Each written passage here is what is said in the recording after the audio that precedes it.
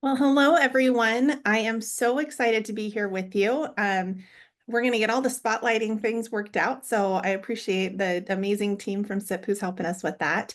As Kevin said, Kristen and I are thrilled to be with you today to talk about dispelling some myths around inclusive education. And you're going to be getting the first peek at some documents that have not been seen by the public yet. So we're really, really excited to be able to share these with you. But before we do that, we would love to know who's in the room. It helps us know who are we reaching and how do we talk about these things. And so if you could put in the chat how you're coming to us today in this meeting. Are you a parent or family member? Or are you a student, an educator, administrator, related service provider, or any other role that you might have? And it's okay if you're both. I'm a parent and an educator. So if you can let us know who's in the room, we're so excited. There are so many people here, Kristen. It's so exciting. All right, lots of educators. Isn't this the best? The SIP conference is like the thing I look forward to all year. So I'm so glad that all of you are able to be here too. And I love that things are recorded. So when we miss them, we can come back and see them. So fantastic. Coordinators, special education directors, we've got keep adding them. We'll keep looking at them, but we're super thrilled that you're here with us today. And we hope that the information that we give you, you're going to be able to take back whatever your role is and share it out. That's really our goal. So we're going to actually, Krista, I'm going to let you kick this one off. Thank you, Stephanie, and hello, everyone. Can you hear me is the first question. Yes, excellent. So welcome, and we are excited to kick this presentation off today. We have worked in partnership with the Tice Center to create some of these resources, and this is our maiden voyage, so you are the first to see hot off the press. The first thing we want to, though, just ask you to think about is, what are all those excuses that you have heard in your context around why a student cannot be included? And maybe there's some that are also good things of how they can be included. But this particular video we'd love to show you focuses on some reasons that we've definitely heard, and probably you have too, on why students can't be included. So take a look at this, and then we would love for you to put in the chat any that you've heard as well, because we love to dispel myths. And so in a world that's increasingly All right, Kristen, jumping off. there we go. No, please go. mindful of inclusivity, there's only one trick left if you still don't want to be inclusive, and that is to find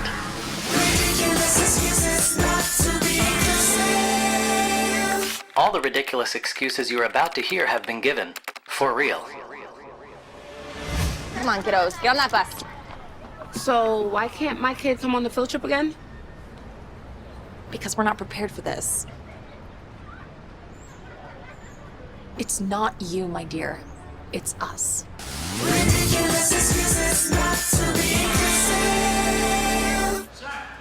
Hey, do you have any slots available for the judo class? Of course. Your son can come in on Tuesdays at 10 in the morning. But he's at school at 10 in the morning. Oh, well, that's the only time slot we have available. Right, Jack? Huh?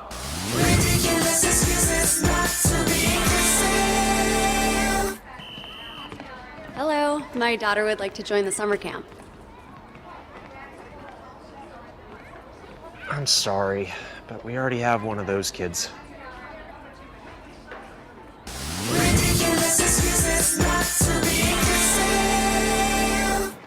Hi.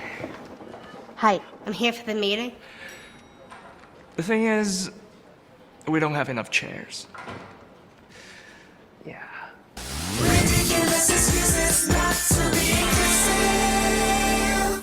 Yes?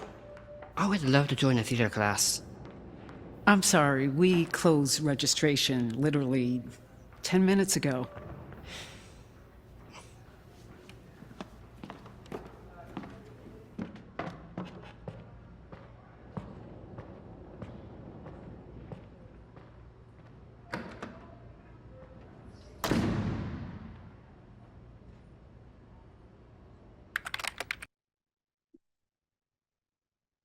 It was very, very.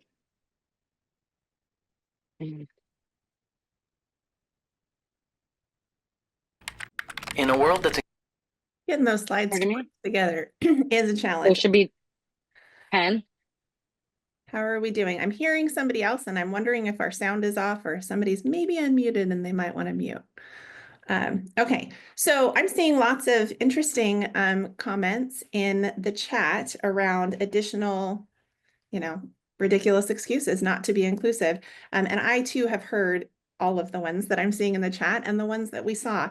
And so what we're going to do today is hopefully empower you with a new tool to be able to kind of combat some of those ridiculous excuses and some of the challenges and what we refer to as the myths.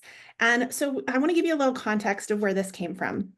So in 2024, so last year, we did a survey across the state of California for all interest holders. So we asked community members, we asked families and educators from all walks of life and all ages to complete a general survey, helping us to understand beliefs and thoughts around inclusive education.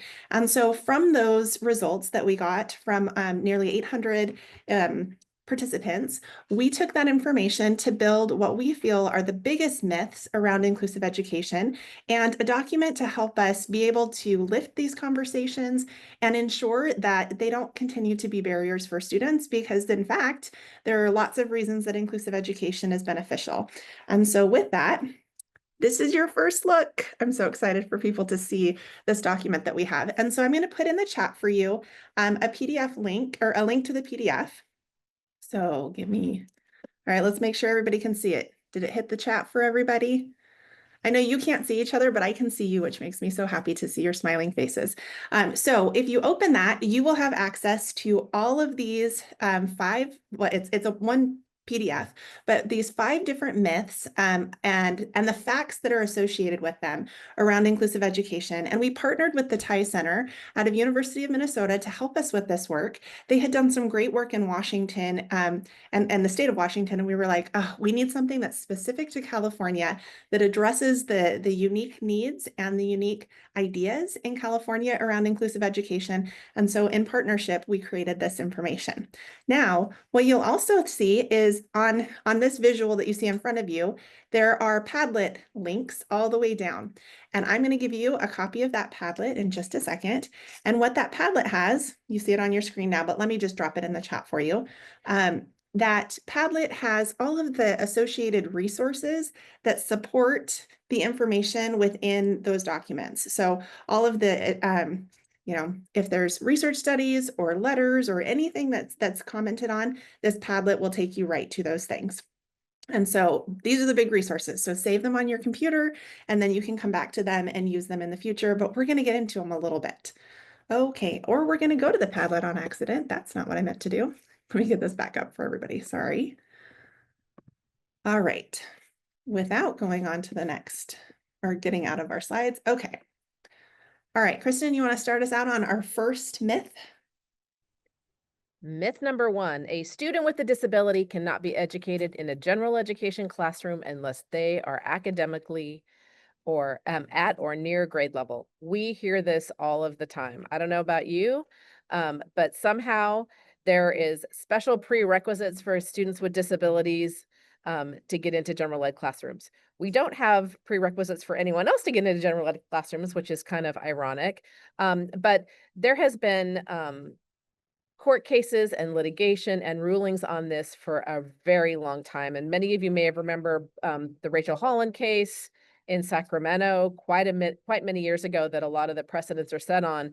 And since then, there have been other court cases, the Redondo Beach ruling, which basically said a child doesn't have to prove that they can benefit from a general ed placement in order to be put in a general ed placement.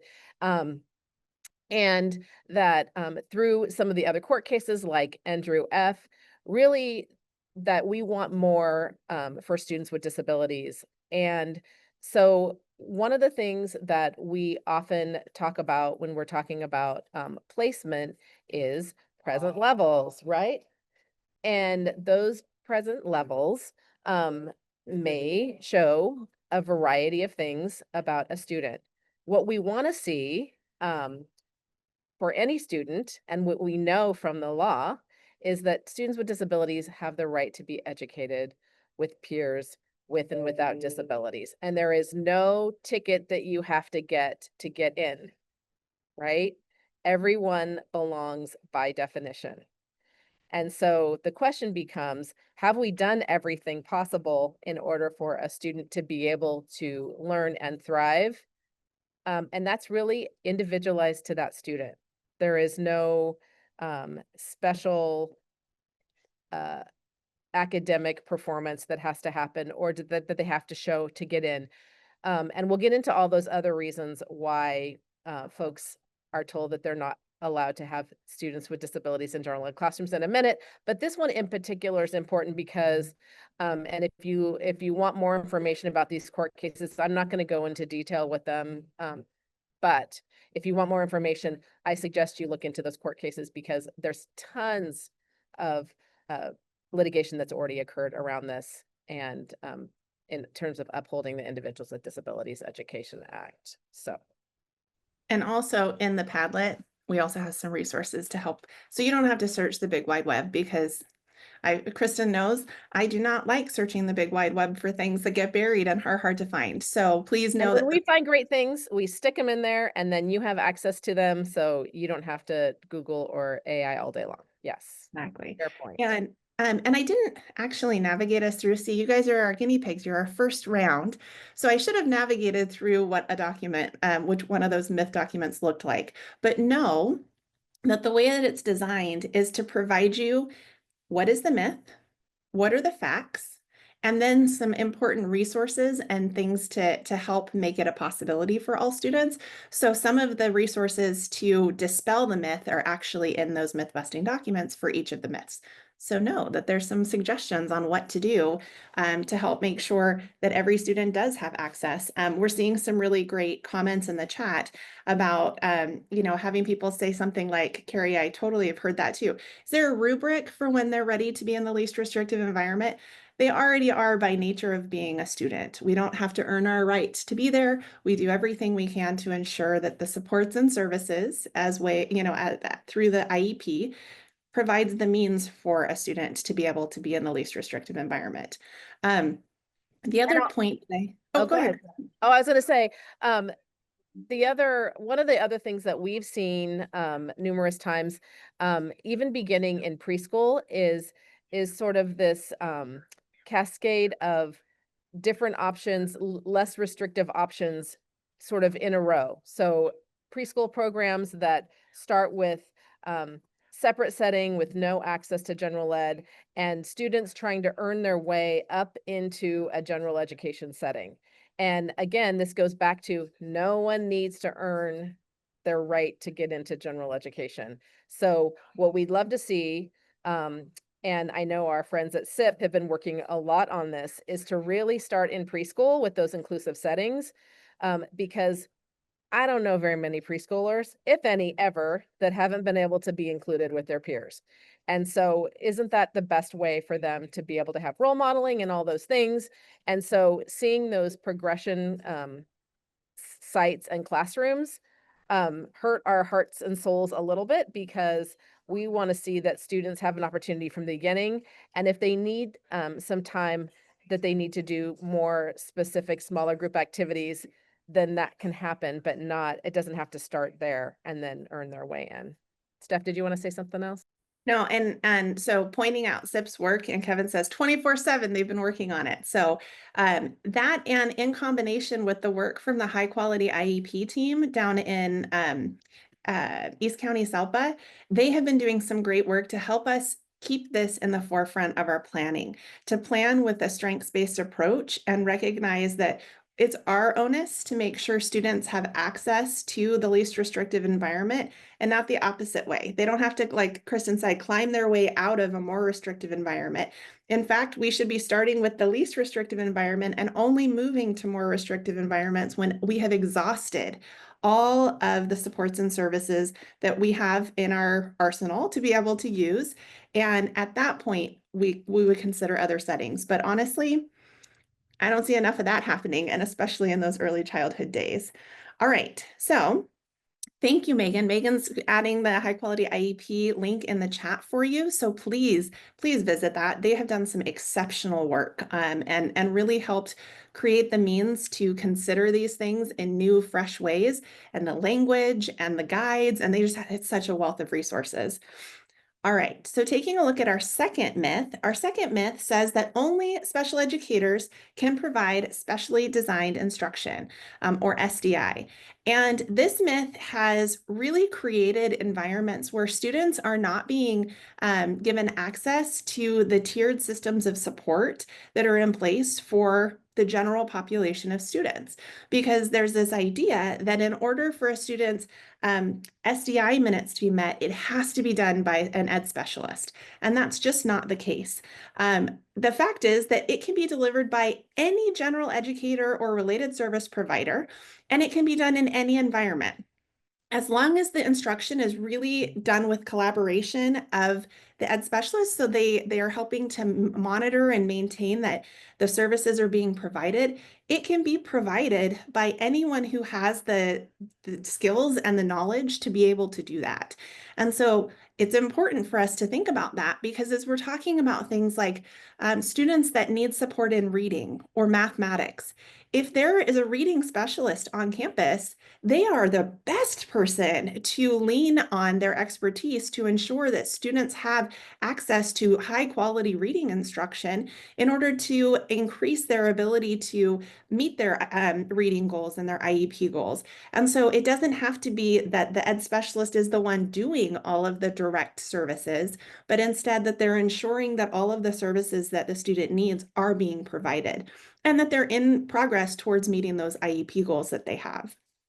Kristen, did you want to add anything to that? I do, but a fire truck is going by right now. I guess the other thing I'd add about that is that often in California, we use SAI and SDI sort of interchangeably. And so if you heard the terms SAI, that's also what we're talking about, specialized academic instruction, which is kind of a California thing. Yes, absolutely. And then Carrie, thank you so much for giving us a link in the chat. I just want to touch to that CDE came out with some guidance on preschool inclusion. And so we would love for you to look into that. And here's the thing that's so important. If you are a secondary person like myself, I was an ed specialist in secondary for 17 years. And in that role, I don't know that I was thinking so much about early education, like early childhood education, in the context of my work. And yet, it's incredibly important in the context of everyone's work to be considering the things that are coming before we get the students, and then where they're going after, and having that continuum in mind from preschool, that a student has the potential to have access to inclusive college, which we believe wholeheartedly, and we're very excited to do some of that work. But we have to start planning early on. Parents can't be feeling like the only opportunity their student has is to, hopefully gain some living skills. We want them to be able to feel confident that their child can go on and have college opportunities, can be independent, can live and work, no matter the extensive support needs that they might have. And as we're thinking through the supports that are offered in our school systems, for this myth in particular, how are we really looking at those tiered systems of support that we have to ensure that we are maximizing the supports available for all students? And when we say tier 1 is all students, that we actually are showing that through our actions, and that our students that have IEPs and that have services that they need, that we're actually looking through that lens in where are the places that those supports and services already exist, rather than taxing a system within ed specialists and our instructional assistants and related service providers to be duplicative in the services that are already happening on campus. So just consider that. There's a lot of supports in that particular document that we'd love for you to dive into. And I love that conversation. So if you want to talk more about that in particular, please email me. I'd be happy to talk. All right, Kristen, this one's you. All right. So how many of you have heard this one? If a student has complex health or self-care needs, they cannot be included in a general education classroom. I know we've had a lot of questions about, well, what if, they need they have extensive support needs, they have physical disabilities, and they need an environment with somewhere they can be changed. We just don't have that at our school. So we're going to have to send them away from their neighborhood school in order to make this happen. The reality is a student with complex or health or self-care need, wow, that's a tongue twister. If a student that has complex health or self-care needs wants to be included, can be included, is included, it is not a prerequisite that they need to be able to be not need assistance with toileting. And it's really important that that we don't use those barriers of accessibility because there are a lot of very strong laws around the fact that that should not be a barrier for students at any school in the United States and in California in particular. And so again, it goes back to these prerequisites. We don't need to put false barriers in place because it might be hard for adults, or it might require us to think out of the box. And we've seen a lot of really interesting thinking out of the box scenarios so that students can be included. So we know it's possible. Is it easier sometimes to say, oh, that's not going to work because it's too hard because it might take time, effort, and money? It is easier. But again, we're talking about students' rights and a student's ability to be in their neighborhood. And we also hear sometimes about students who are G-tube fed and that they have to be somehow taken away, or they need to be in a segregated environment with other students that also get G-tube feedings or have trachs or other things. Again, we want to make disability part of a natural part of the human condition. And I'll use an example. I have a daughter that uses a G-tube to get her nutrition. And when she was included in her 5th grade class, I came in to talk to the students about her having different types of needs, like a G-tube feeding. And what was really interesting is they were very disinterested in the G-tube idea and more interested in whether she could come to their birthday parties. And so it made me realize that sometimes we put those kinds of ideas as adults on kids. And when you make something part of that's natural, students don't blink an eye. And so her being fed in her 5th grade class when other students are eating, that's how she eats. And, you know, we can do it in a way that honors her. But anyway, the bottom line is there are not prerequisites.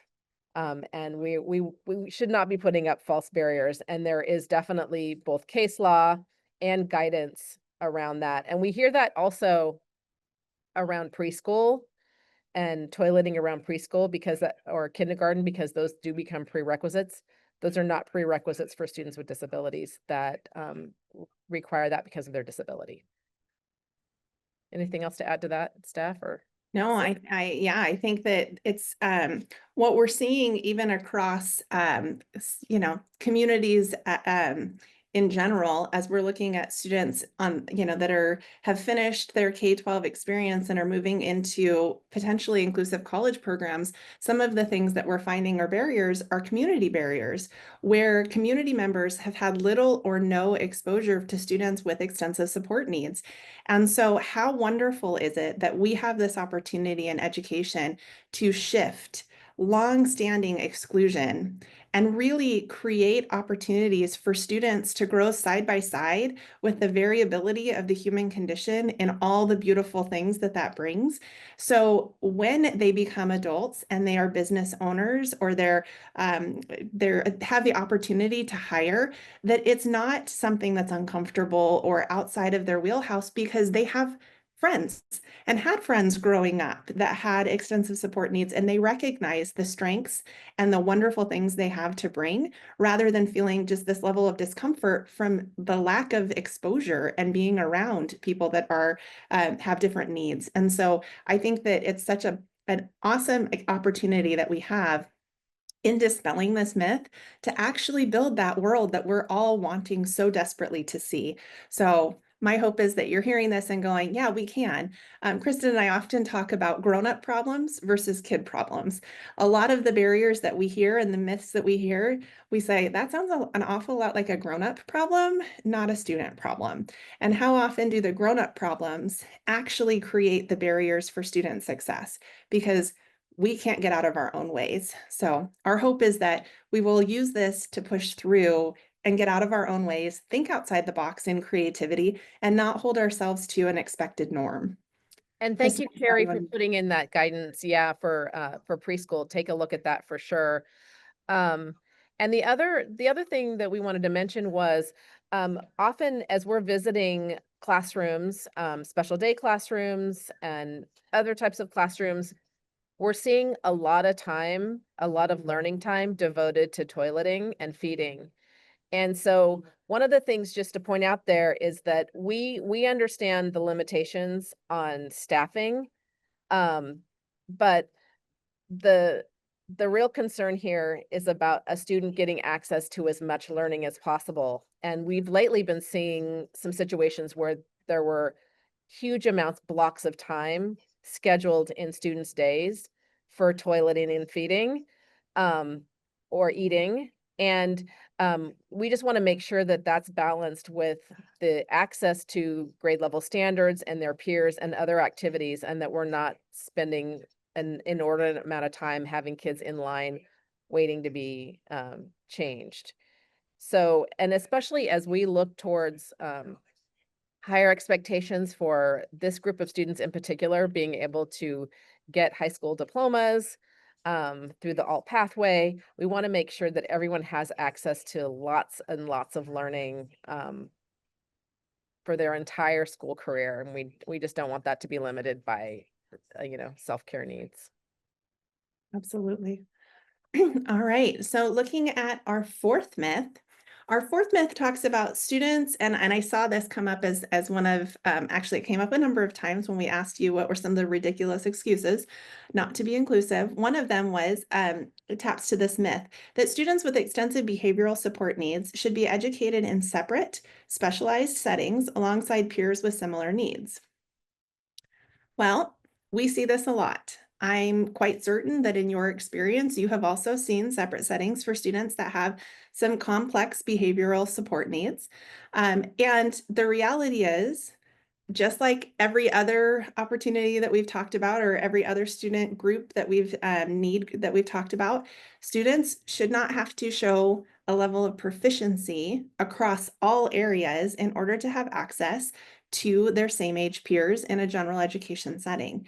And if we take students that have, there's lots of research and studies around taking students that have extensive behavioral support needs and putting them together, we see an increase in behavioral needs, not a decrease. We need to have access to peers that have those pro-social behaviors, that have an opportunity to learn through example and through natural modeling that happens in classes. And it's also important for us to recognize that in some cases, the behaviors that we're seeing that are actually used as a barrier for inclusive education are behaviors that are directly related to communication. So a student may not be or maybe a non-speaking student, and they're using their behavior as a way to communicate their needs, their wants, their desires, their dissatisfaction. And when we listen to the non-speaking community, we see that time and time again brought up as like, hey, wouldn't you, right? So we have a number of students that have shared, wouldn't you? One of the examples that we often use is tear apart and eat your shorts. If you were taught clocks and colors every day from the time you entered school until you were in 12th grade, wouldn't you become so frustrated and so upset that you would resort to eating your shorts? That's not a joke. That's a true story from a real student whose experience not having communication led to an outward showing of frustration and wanting to learn more than clocks and colors. We have to presume competence for students, and we have to recognize that oftentimes when we look at behavior, we're not looking at the communication piece. And so we lean heavily into a need for students to have access to meaningful communication, and that should be a really large focus, especially in those early years, because how can we say they don't learn or can't learn something if they don't have meaningful ways to communicate with us that they're learning? And in the absence of that communication to know if a student's learning or not, we need to lean in to believe that they can and they are learning. We just don't know to the extent. And so we're going to provide them with access to their standards aligned coursework. So they're not learning about clocks and colors until they're 22 years old, but that they actually have an opportunity to learn about the same things that we believe, we call them standards, because we believe that they should be standard for every single child in our education system to learn. So let's not fall short on that by not ensuring that all students have access to a broad range of curriculum and a broad range of standards. Kristen, you have something you want to add to this one? Well, I just wanted to say that what's exciting about California and thinking about labeling um, and our students with emotional disabilities, that we've really moved away from even the term emotional disturbance and legislated that be changed to the term emotional disability to really start removing some of the stigma and fear related to this particular student group. And I had a call just yesterday from an administrator asking what to do because some parents had gotten upset. There was a but there was a set of classrooms called ED classrooms on one school site, 5 classrooms, I think. And the parents at the school were trying to ask that those classrooms be removed and put somewhere else because there was a student who'd had an outburst or something during recess. And one of the questions was, is it a good idea to have 5 separate classrooms of all kids with extensive behavioral needs on a general ed campus? I think you and I would both agree that that's not necessarily inclusion, even if those students have not had an opportunity to sometimes go into the general ed classrooms, sort of othering by design. And I think we understand some of the financial implications and the want for economies of scale. But if you look over the long run, and we'll talk about the funding piece in a minute, we're not seeing that that's really a great investment. Realizing the shortages and all those things that occur, we want to really be making sure that we're treating each of our students with emotional disabilities as individual people and not grouped in a way that then others them by design. Right. So we're going to do one more, and then we're going to ask you to share anything that you have thoughts. We know we're kind of throwing a lot at you, and we're so grateful for you being here and sticking with us and for your engagement in the chat. It's always helpful to know what's going on in the chat. All right, Kristen?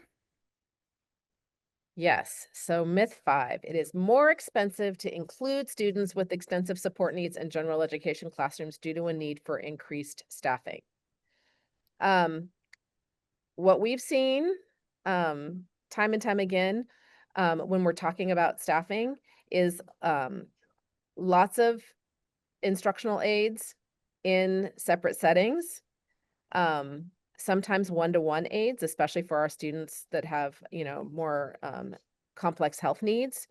And so we always wonder how and why those students couldn't be more included in general ed, knowing that they already do have that support.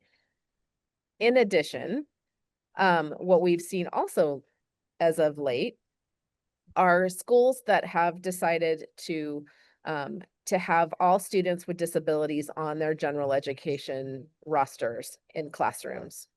So really looking at students as individuals, and again, not as groupings by disability label or type. And if we're really thinking about how the percentage of students with extensive support needs that exist across our system, what we would notice is that if students were at their neighborhood schools, there would be a lot fewer students at each school, right? Because a lot of times what we do is we do economies of scale, and then we have large groups of students who are, quote, pushing into general education classes. And sometimes it's 3 or 4 students and 3 or 4 aides, and it's just a lot of people. Again, there has not been research that it is more expensive just to have students included in general education. As we know, everyone's level of support is different. What we've seen as some real positives to negate this expense is a lot of peer support and really training up general ed teachers to feel competent to have students with more extensive support needs or disabilities in their classrooms, and just a well-designed, well-managed classroom. I'm thinking of your classroom, Stephanie. And just how by design we can really set up situations where there isn't as much need for increased staffing because of really good scheduling and universal design. You want to add anything to that? I love Megan saying that tomorrow Eric Carter's presentation is going to be about peer supports, which is I love such it. a beautiful tie-in to this.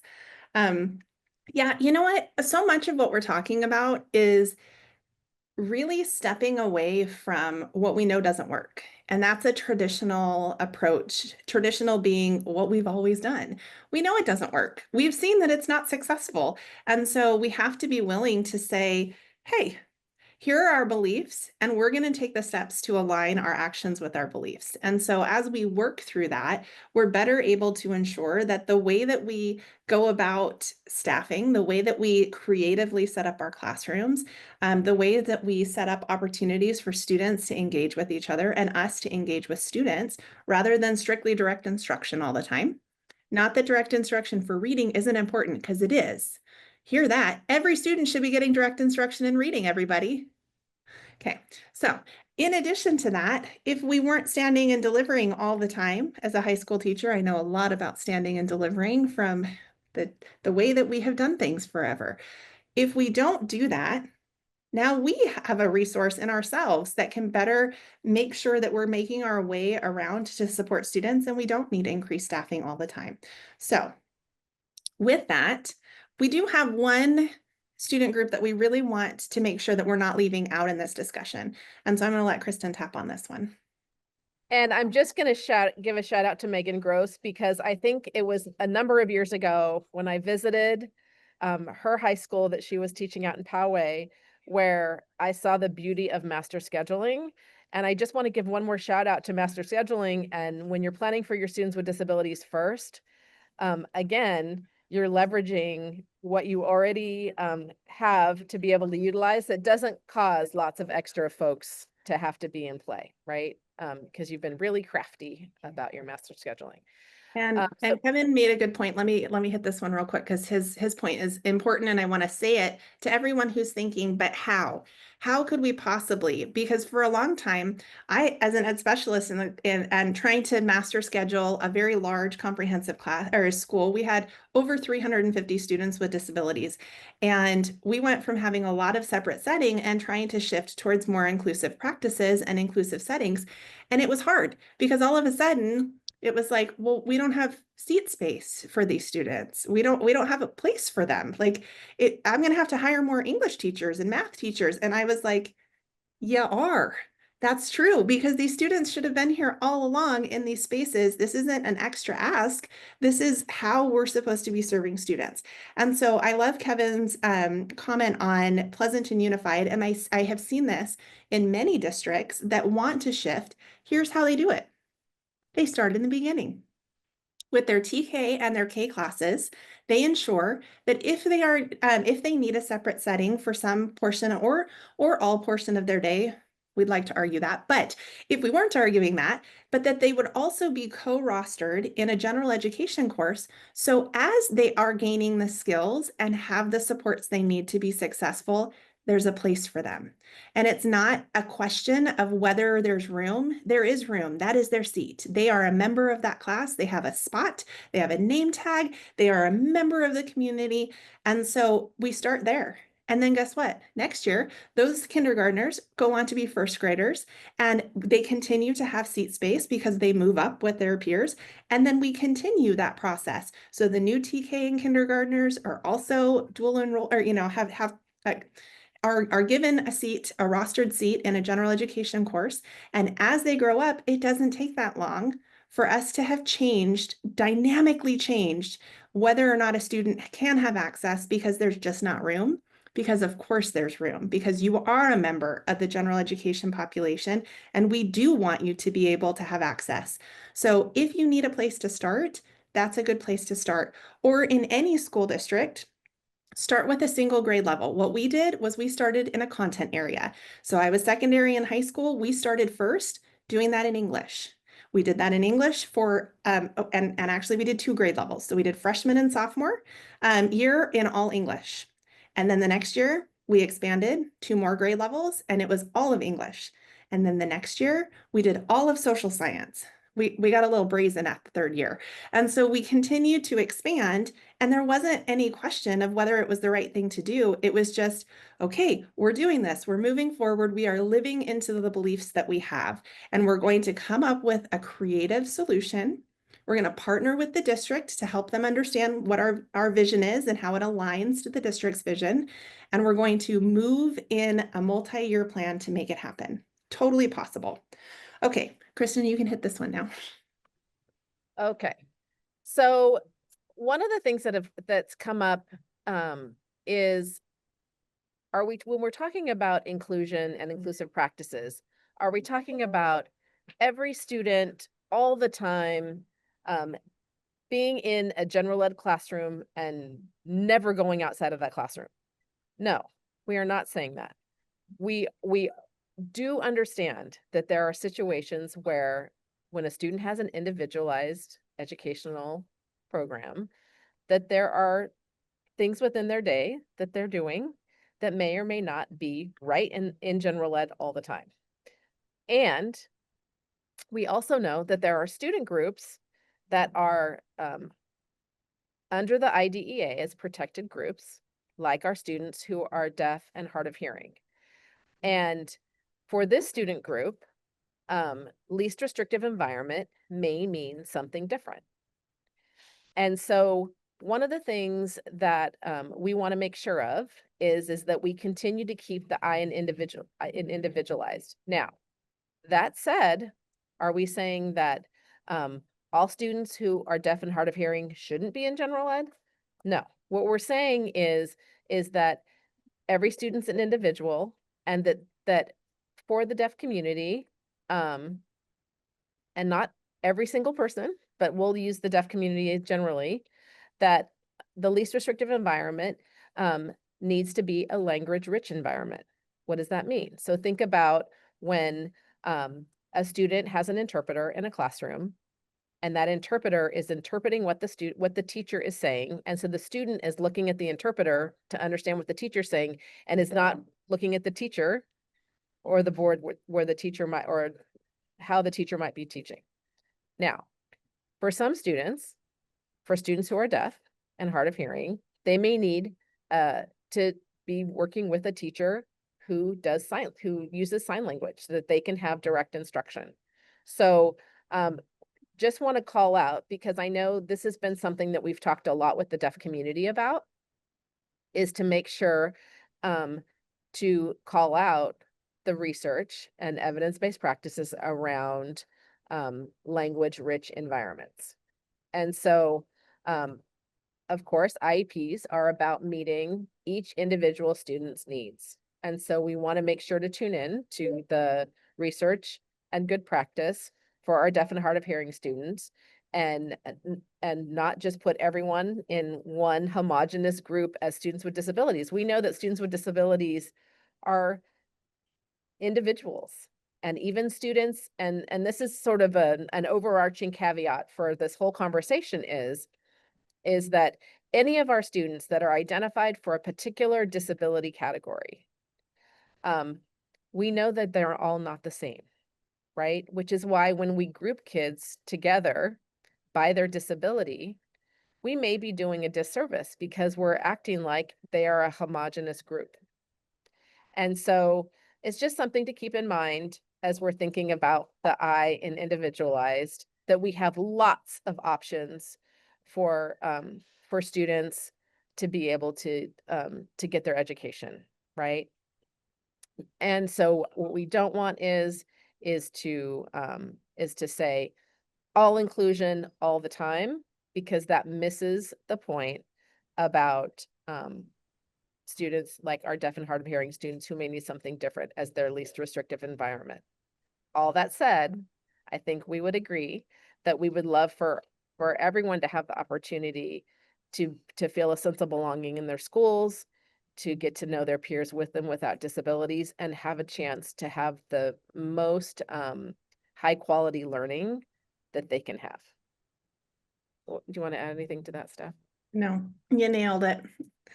All right, I'm going to go on to the next slide so you're not confused by, I'm not going to play it, but I'm going to go here and we're going to just do a real quick pause. We would love to see in the chat if you could drop what is sitting with you right now and all that you've heard and all that, like, what is it that you're kind of mulling over in your mind around this information today?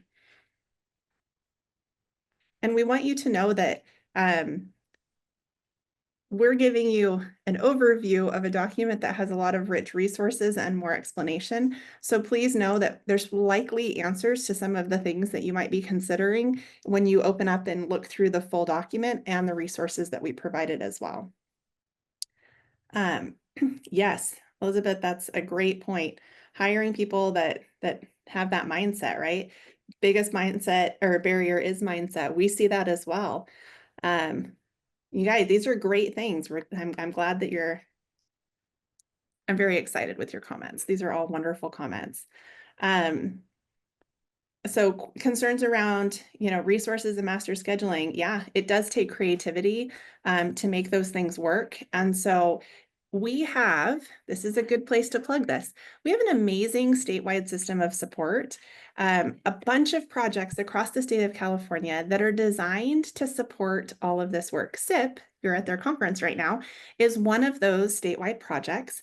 High quality IEP project that we talked about is another great project. There are numerous projects that we call the statewide system of support, and we'll get that link to you in just a minute in the chat, where you can go and take a look at the resources that are being provided, but also tap into those places if you have questions or you need support, or better yet, if you email one of us, we can help direct you some traffic, or if you're in the Sacramento area, we're here to support you as well. So I'm going to keep, Kristen, go ahead. Well, I was just going to say that that in thinking about the work that that SIP has been doing for the last number of years, I think Kevin would agree that that really going back to mindset and ableism has to be that foundation from which you start from. Doesn't mean that everyone has to be completely on board and agree, but that if you sort of bypass that and it does feel like a mandate to folks, that has not shown to make good progress. And I think most of the districts that SIP is working with, really that's where they started with the mindset piece. I don't know if Kevin wants to add anything to that, but go ahead, Steph. Of course, Yeah. I'll add a little something. on, What we find is it's the mindset. It's a mindset around what we believe students with disabilities can and can't do, or can and can't bring to the classroom setting. And I think with Dan and Samuel Habib, if you were part of that keynote, like that piece about creating a community and allowing students with disabilities to be part of that community, that then creates this social network that without inclusion wouldn't happen, whether they're in school age or beyond. It stays with them lifelong. There, I said it, and I'm glad I said it. Perfect. Thanks. See, good thing you're here. So the other thing, I'm seeing a lot of people talking about mindset, and we spend the three of us spend, and we're not the only ones, but we spend an awful lot of time doing work around mindset. Because you all are right, you're calling it out. It is very difficult in a world where we have a lot of ableist thinking and ableist structures that exist within our system to get people to feel like this is right and their responsibility and taking ownership of all students. All of that, I just want you to feel a sense of knowledge, knowing you are not alone in those thoughts or feelings or experiences, and that if you need support or help, any of the three of us would be happy to either give you some guidance or work with you to help in the small ways and the big ways. Because what I have found as somebody at the site level for a long time is there was things that I could do within my own site. But then when I went to the district level, there were other types of things and they were not necessarily the same. So whichever role you happen to be in, whether you're a family member or working at a school site or at the district level or county level, wherever your role is, everybody has the power to create opportunity for experiences to shape those mindsets and beliefs. And so if you need support in that and you're feeling a little stuck, then you can reach out to us, and there are ways that we can connect you to help you figure it out wherever you are in that plan. And Kevin just keeps dropping gems of resources. So I hope you're clicking on those and just opening tabs across your computer so you can come back and look at those. But we want to end with a video, just a short, brief video from UNESCO, which is the United Nations Education Scientific Cultural Organization. I'm very sorry for our wonderful interpreters that had to spell all those things out. With that, they published a report in 2020 around all means all. That was the heart of this report. And so here's a little video to give us a sense of what the United Nations is talking about with education and believing that all means all. Everyone is different. The 2020 Global Education Monitoring Report on Inclusion and Education believes that education is strongest when it embraces diversity. Learners should not have to adapt to the system. Instead, education systems should adapt to their needs.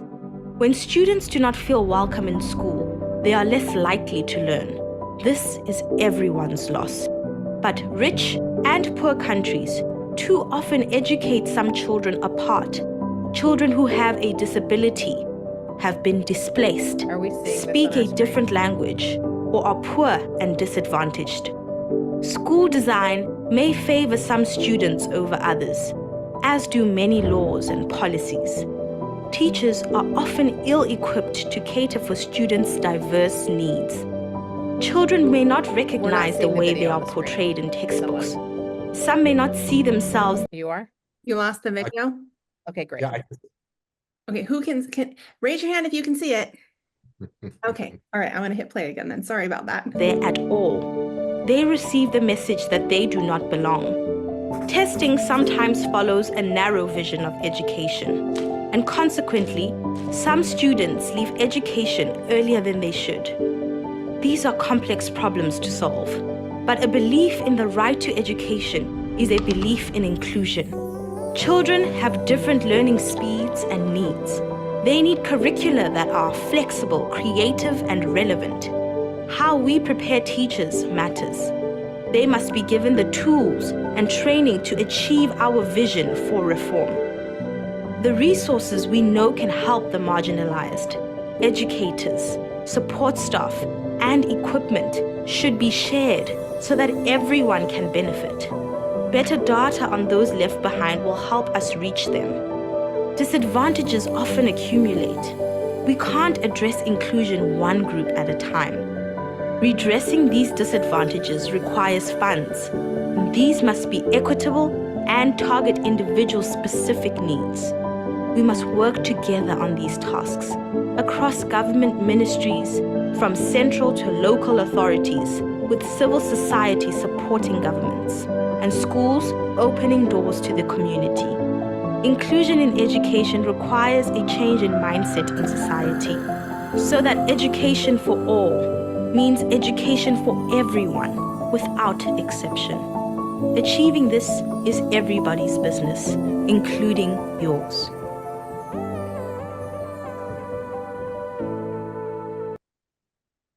All right. Yes, I will give you a link to the video. Let me do that real quick in the chat. Oh, you guys are so helpful and so fast. I am so Our appreciative of job so much everybody. easier. It's just fabulous. I think we're all Every educators or in the education world. Okay, so I want to give you really quickly access so you can see our email addresses. I also realized I did not do a good job of putting the slides in the chat. So I will do that in a second. Actually, let me do that now because I know we're butting right up against time. So let me get that for you. And as that Stephanie does that, yes. we will first say big thanks for joining us today. We hope that you'll reach out, all of us. And as you think about what we're doing in California and the United States, really this idea about inclusion and inclusive education is happening globally. The same disabilities exist in every country in the world, and everyone is grappling with these things. I happen to believe that in California, we can get this done. We can. So